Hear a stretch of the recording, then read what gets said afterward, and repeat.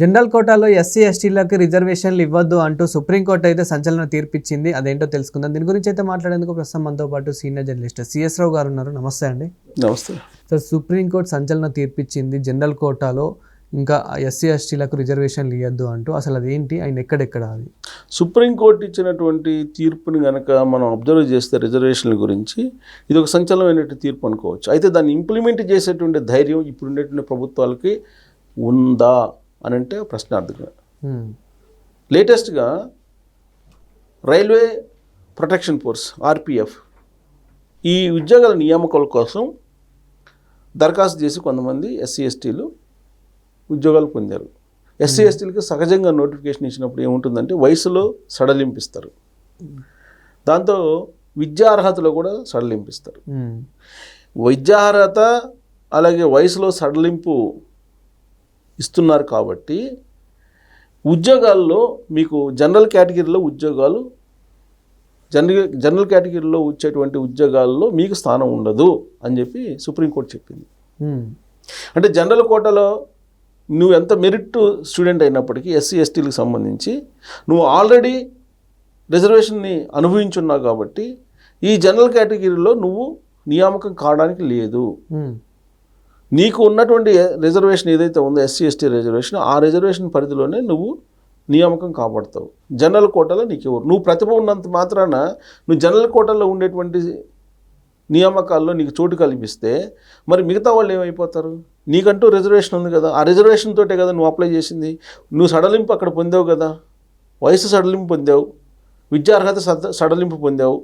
మరి అలాంటప్పుడు సడలింపు పొంది నీ కేటగిరీలో నువ్వు ఉద్యోగం పొందాలి తప్పితే జనరల్ కేటగిరీలో నాకు ఉద్యోగం కావాలని చెప్పి నీ ప్రతిభ అంటే నీకు ఉండేటువంటి పర్సంటేజ్ ఓట్ మార్కుల పర్సంటేజ్ ఇవి జనరల్ కేటగిరీ కింద ఉద్యోగాల్లో నియామకాలు చెల్లవు అని చెప్పి చెప్పింది. ఇది ఒక సంచలనమైన తీర్పు. మరి ఇది అన్ని చోట్ల ఇంప్లిమెంట్ చేయగలరా? అలాగే విద్య వైద్యం వీటన్నిటిలో విద్యా ఉద్యోగాల్లో అమలు చేయగలరా అని అంటే ఇది ఒక నమూనా. ఇప్పుడు హైకోర్టు ఏం చెప్పింది? జనరల్ కేటగిరీలో ప్రతిభావంతులైనటువంటి ఎస్సీ ఎస్టీలకి మీరు ఉద్యోగాలు ఇవ్వండి అని చెప్పింది. దాన్ని తప్పుపట్టింది సుప్రీంకోర్టు. ఢిల్లీ హైకోర్టు చెప్పిన దాన్ని తప్పుపట్టింది. కుదరదు, జనరల్ కోటాలో కుదరదు, జనరల్ కోట అని అంతే. రిజర్వేషన్ కోటాలోనే వాళ్ళు ఉద్యోగాలు సంపాదించుకోవాలి, సీట్లు సంపాదించుకోవాలని చెప్పింది. సార్, జనరల్ కోటాలో ఎస్సీ ఎస్టీలకు కాకుండా మిగతా వాళ్ళకి ఏ విధంగా ఉంది సార్ ఇప్పుడు ప్రజెంట్ ప్రాసెస్? ఇప్పుడు మిగతా వాళ్ళకి ఇప్పుడు రిజర్వేషన్ ఉంది కదా, దేశవ్యాప్తంగా రిజర్వేషన్ 50% ఉంది. 50% రిమైనింగ్ 50%లో ఎస్సీ ఎస్టీలకి జనాభా ప్రాతిపదికన రిజర్వేషన్ ఉంది. మిగతా బీసీలకు రిజర్వేషన్లు ఆయా రాష్ట్రాల్లో రకరకాలుగా ఉంది. పోను మిగతా 50% కదా, కొన్ని రాష్ట్రాలు తమిళనాడు లాంటి రాష్ట్రాల్లో 50% దాటిపోయింది రిజర్వేషన్. ఇప్పుడు ఎలా ఉందంటే వీళ్ళు అడిగింది ఏంటంటే, ఇప్పుడు మామూలుగా ఎస్సీ ఎస్టీ రిజర్వేషన్ ఉంటుంది. ఈ రిజర్వేషన్ కాకుండా, ఈ రిజర్వేషన్ పరిధిలో కాకుండా నాకు జనరల్ కోటాలో నాకు ప్రతిభ ఉంది కాబట్టి జనరల్ కోటా నియామకం ఎలా ఉంటుంది? హయ్యెస్ట్ ఎవరికైతే టాలెంట్ ఉంటారో, లేదంటే హయ్యెస్ట్ మార్క్స్ ఉంటాయో, లేదంటే ఇంటర్వ్యూలో హయ్యెస్ట్ వాళ్ళు ఇంటర్వ్యూని ఫేస్ చేసి హయ్యెస్ట్ మార్కులు పొందుతారో మెరిట్ ప్రాతిపదికన జనరల్ ఉద్యోగాలని జనరల్ పోస్టులని నింపుతారు, మెరిట్ ప్రాతిపదిక తీసుకుంటారు. ఈ మెరిట్ ప్రాతిపదిక తీసుకున్నప్పుడు ఆ మెరిట్లో ఎస్సీ ఎస్టీలు ఉన్నప్పటికి కూడా మాకు ఇవ్వాలి అని అంటారు వాళ్ళు. ఇప్పటి వరకు అదే కొనసాగుతుంది భారతదేశ వ్యాప్తంగా. ఇప్పుడు ఎస్సీ ఎస్టీలు మెరిట్ స్టూడెంట్స్ ఉంటారు కదా, ఎస్సీ ఎస్టీలో కూడా మెరిట్ స్టూడెంట్ ఉంటారు. ఆ మెరిట్ స్టూడెంట్స్ జనరల్ కోటాలో సీట్లు పొందుతున్నారు, జనరల్ కోటాలో ఉద్యోగాలు పొందుతున్నారు. కానీ ఇప్పుడు సుప్రీంకోర్టు ఇచ్చిన ఆర్డర్ ఏంటి? జనరల్ కోటాలో నీకు మెరిట్ ఉన్నప్పటికీ నువ్వు నీ కోటాలోనే నువ్వు ఉద్యోగం సంపాదించుకో. ఎందుకని? నీకు చాలా సడలింపులు ఇచ్చారు. కాబట్టి ఆల్రెడీ నువ్వు సడలింపులు పొందావు కాబట్టి, ప్రభుత్వం వైపు నుంచి కొన్ని బెనిఫిట్స్ పొందావు కాబట్టి, నువ్వు ఎస్సీ ఎస్టీ అయినంత మాత్రాన నువ్వు సడలింపులు పొందావు కాబట్టి నీకు జనరల్ కేటగిరీలో మళ్ళీ ఇంకొక సడలింపు ఇచ్చేసి జనరల్ కేటగిరీలో నీకు ఎందుకు ఉద్యోగం ఇవ్వాలి అని చెప్పి సుప్రీంకోర్టు అంది. సంచలనమైన తీర్పు ఇచ్చింది. సో కాబట్టి ఈ తీర్పుని కనుక భారతదేశ వ్యాప్తంగా ఇంప్లిమెంట్ చేస్తే జనరల్ కోటాలోకి ఎస్సీ ఎస్టీలు లేదంటే బీసీలు వాళ్ళు ఎంటర్ కావడానికి లేదు. మిగతా ఓసీలు ఎవరైతే ఉన్నారో ఫార్వర్డ్ క్యాస్ట్లు వాళ్ళు మెరిట్ ప్రాతిపదికన జనరల్ కోటాలో 50% వాళ్ళకు ఉంటుంది, మిగతా 50% మిగతా వాళ్ళు పంచుకుంటారు. ఇది ఇప్పుడు బీసీలు అంటే ఇప్పుడు మనకి ఇక్కడ బీసీలు గౌడ బీసీ కదా, అవును, అలాగే కొన్ని క్యాస్ట్లు ఉన్నాయి, అవి బీసీలు. ఇదే గౌడ మళ్ళీ కర్ణాటకకి వెళితే ఓసీ. సో దేశవ్యాప్తంగా ఒకేలాగా ఉండదు. ఆయా రాష్ట్రాల్లో ఉండేటువంటి ఆర్థిక పరిస్థితులు, సామాజిక పరిస్థితులని బేస్ చేసుకుని రిజర్వేషన్లు ఇస్తుంటారు. ఇప్పుడు రెడ్డిస్ ఉన్నారు, ఇక్కడ ఓసీలు. మనకు రాజస్థాను లేకపోతే ఇంకొక వేరే స్టేట్కి వెళ్తే అక్కడ బీసీలు. కమ్మాస్ ఉన్నారు, ఇక్కడ ఓసీలు. ఇంకో రాష్ట్రానికి వెళ్తే మైనార్టీల కిందకు వస్తారు. అంటే మైనార్టీ మీన్స్ బీసీల కిందనో ఏదో వస్తారు రిజర్వేషన్. సో కాబట్టి ఆయా రాష్ట్రాల్లో ఉండే ఆర్థిక సామాజిక పరిస్థితులకు అనుగుణంగా ఈ రిజర్వేషన్లను నిర్ధారించారు. సో కాబట్టి ఓవరాల్గా సుప్రీంకోర్టు ఏమంటుందంటే జనరల్ కోర్ట్ ఇప్పుడు ఇచ్చింది ఆర్పిఎఫ్ రైల్వే ప్రొటెక్షన్ ఫోర్స్కి సంబంధించి కేసులో జనరల్ కోటా జోలికి మీరు వెళ్ళొద్దు అని చెప్పి రిజర్వేషన్ కోటా వాళ్ళకి చెప్పారు. ఎస్సీ ఎస్టీ బీసీలకి చెప్పారు. బీసీలకి చెప్పలేదు కానీ ఎస్సీ ఎస్టీలకి క్లియర్గా చెప్పారు. ఎస్సీ ఎస్టీలు అనేవాళ్ళు మెరిట్ ప్రాతిపదికన జనరల్ కోటాకు వెళ్తామంటే కుదరదు. జనరల్ కోటాలో ఉండేటువంటి స్థానాలు ఓన్లీ అక్కడ మెరిట్ ప్రాతిపదికన ఫార్వర్డ్ క్యాస్ట్లకు మాత్రమే, మిగతా వాళ్ళకి ఎస్సీ ఎస్టీలు కాకుండా మిగతా వాళ్ళకి మాత్రమే ఆ కోట అనేది అని చెప్పి చాలా క్లియర్గా సుప్రీంకోర్టు చెప్పింది. ఇది కేవలం ఈ అంశానికి సంబంధించినటువంటి తీర్పే, ఇది ఆర్పిఎఫ్ నియామకాలకు సంబంధించిన తీర్పే అయినప్పటికీ రాబోయేటువంటి రోజుల్లో దీన్ని బేస్ చేసుకొని భారతదేశ వ్యాప్తంగా జరిగేటువంటి నియామకాలు కానీ లేదంటే అడ్మిషన్స్ విషయంలో కానీ కోర్టుకు వెళ్ళటానికి వెసులుబాటు ఉంటుంది. ఎందుకంటే ఏదైనా సరే ఒక అంశం మీద మనం పిటిషన్ వేయాలంటే కనుక ఖచ్చితంగా అంతకుముందు హైకోర్టులు సుప్రీంకోర్టు ఇచ్చినటువంటి తీర్పుని జత చేసి మనం వాదిస్తూ ఉంటాం కోర్టులో.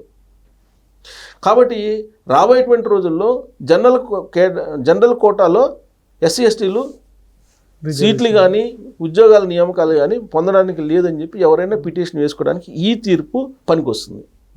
ఇది సంచలనమైన తీర్పు అనుకోవచ్చు. ఎందుకంటే రిజర్వేషన్ను సమీక్షించాలి అని చెప్పి చాలా కాలంగా డిమాండ్ వస్తుంది. ఇప్పుడున్నటువంటి నరేంద్ర మోడీ గారి ప్రభుత్వం రిజర్వేషన్లు సమీక్షిస్తుంది అని చెప్పి చాలా సందర్భాల్లో న్యూస్ వచ్చింది. అసలు రిజర్వేషన్లు తీసేస్తుంది, రిజర్వేషన్లు తొలగిస్తుంది అని చెప్పి గత ఎన్నికల సందర్భంగా ప్రచారం చేసింది కాంగ్రెస్ పార్టీ. దాని మీద ఆల్రెడీ కోర్టు కేసేసి ఈ మధ్యకాలంలోనే కోర్టు కూడా ఈ విధంగా తప్పుడు సమాచారం ప్రచారం చేశారని చెప్పేసి తెలంగాణ బీజేపీ వాళ్ళే కాంగ్రెస్ వాళ్ళ పైన కోర్టు కేసేశారు. కోర్టు కేసేస్తే కోర్టు ఏం చెప్పిందంటే హైకోర్టు నిన్నగాక మొన్న అనుకుంటా 3 days బ్యాక్ అదేం చేసిందంటే రాజకీయపరమైన ఆరోపణల్ని మేము క్రైటీరియాగా తీసుకోము అని చెప్పి కొట్టేసింది. బీజేపీ వేసింది కేసు, మా పార్టీ యొక్క పరువు తీసేస్తున్నా, మా పార్టీకి నష్టం కలిగించేలా రిజర్వేషన్లు రద్దు చేయబోతున్నారు అని చెప్పి ప్రచారం చేసింది కాంగ్రెస్ పార్టీ. రిజర్వేషన్ సిస్టమ్నే తీసేయబోతుందని చెప్పి ప్రచారం చేసింది. అది పార్టీకి నష్టం చేకూరింది. కాబట్టి అతని మీద శిక్ష వేయాలని చెప్పి వేస్తే కుదరదని చెప్పింది. రాజకీయపరమైన ఆరోపణలు ప్రత్యారోపణలను మేము పరిగణలోకి తీసుకోమని చెప్పి కోర్టు చెప్పేసింది. అంటే రిజర్వేషన్లకు సంబంధించినటువంటి సమీక్ష జరగాలి అనేది చాలా కాలంగా వినిపిస్తుంది. బీజేపీలో కూడా అంతర్గతంగా రిజర్వేషన్ సమీక్ష జరగాలి అనేది. ఇప్పుడు రిజర్వేషన్ల అంశాల మీద అనేకమైనటువంటి ఇప్పుడు ఎస్సీ ఎస్టీ వర్గీకరణ ఉంది, ఎస్సీ వర్గీకరణ ఎందుకు చేయాల్సి వచ్చింది? ఇప్పటి వరకు రిజర్వేషన్లు పొందినటువంటి వాళ్ళే పొందుతున్నారు. సపోజ్ ఒక ఎస్సీలు ఒక ఎస్సీ క్యాండిడేట్ ఐఏఎస్ అయ్యాడు అనుకుందాం. ఆ ఐఏఎస్లో ఉండేటువంటి ఫ్యామిలీలు అందరూ ఐఏఎస్లు అవుతున్నారు లేదా ఐపీఎస్లు అవుతున్నారు. కానీ ఆ ఫలాలు ఆ కుటుంబానికే చెందుతున్నాయి, ఆ కుటుంబమే బాగుపడుతుంది. ఈ కుటుంబము పదే రిజర్వేషన్ ఫలాలు పొందినందువల్ల మిగతా ఎస్సీలు నష్టపోతున్నారు. అందుకని దీని మీద అసలు ఒకసారి రిజర్వేషన్ పొందినటువంటి ఫ్యామిలీకి ఇంకా రిజర్వేషన్ ఉండకూడదు అనేటువంటిది ఒకటి తీసుకురావాలనేది చాలా కాలంగా వినిపిస్తుంది. అలాగే ఆర్థిక ప్రాతిపదికన క్రిమిలేయర్ అనేది పెట్టి ఎస్సీ రిజర్వేషన్ని వర్తింప చేయాలి అనేది ఒకటి వినిపిస్తుంది. ఇప్పుడు ఎస్సీ వర్గీకరణ చేశారు. ఇది ఎస్సీలు, మాదిగలు, మాలలు వీళ్ళ మధ్య ఇప్పుడు ఎక్కువ మాలలు ఎక్కువ ఈ ఫలాలను అందుకొని ఉన్నారు. అందుకని చెప్పి మందకృష్ణ మాదిగ ఎప్పటి నుంచో ఉద్యమం చేస్తుంటే ఎట్టకేలకు ఎస్సీ వర్గీకరణ చేయగలిగారు. కానీ అంతవరకే కాదు, క్రిమిలేయర్ పెట్టాలి.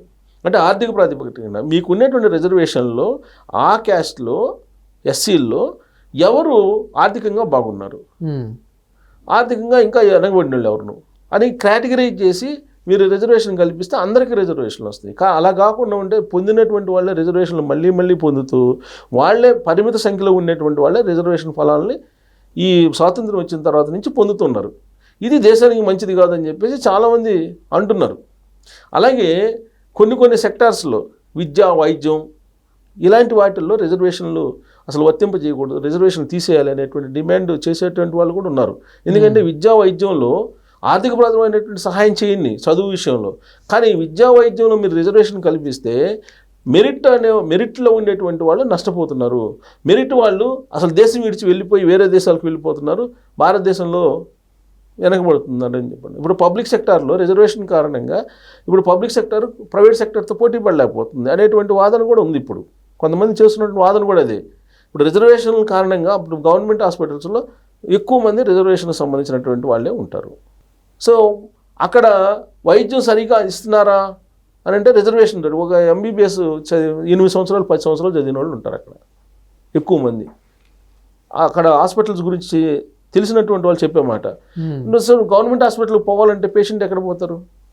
మెరిట్గా ఉండేటువంటి merit students, merit medicine student private హాస్పిటల్లో చదువుకుంటాడు, మెరుగైనటువంటి వైద్యం అక్కడ అందిస్తున్నారు, అందుకని ప్రైవేట్ హాస్పిటల్కి వెళ్తున్నారు అనేటువంటి వాదన చేసేటువంటి వాళ్ళు కూడా ఉన్నారు. సో ఇన్ని రకాల చాలా భారతదేశంలో వెనకబాటుతనానికి ఈ రిజర్వేషన్లు అనేది ఒక పెద్ద కారణం అనేది చెప్తుంటారు. ఓవరాల్గా ప్రపంచవ్యాప్తంగా భారతదేశం వెనకబడిపోవడానికి కారణం రిజర్వేషన్లు అనేది ఒక వాదన కొన్ని వర్గాలు వినిపిస్తున్నాయి. సో దీన్ని సమీక్షించాలి ఎప్పటికప్పుడు, లేదంటే రిజర్వేషన్లు ఫలితాలు పొందినటువంటి వాళ్ళు పొందుతున్నారు అనేది అది నగ్న సత్యం. ఇప్పుడు సుప్రీంకోర్టు ఇచ్చినటువంటి తీర్పు ప్రకారం జనరల్ కేటగిరీలో మీకు రిజర్వేషన్ కేటగిరీస్ ఏదైతే ఉన్నాయో వాళ్ళు నియామకాలు పొందడానికి లేదు అనేది చెప్పారు. ఇది దేశవ్యాప్తంగా అన్ని సెక్టార్లో, అన్ని రంగాల్లో, అన్ని చోట్ల వర్తింప చెయ్యాలి, చేస్తేనే ఇది తీర్పుకి అర్థం ఉంది, లేదంటే అది కేవలం రైల్వే ప్రొటెక్షన్ ఫోర్స్ వరకే పరిమితం అవుతుంది. Thank you sir. Thank you.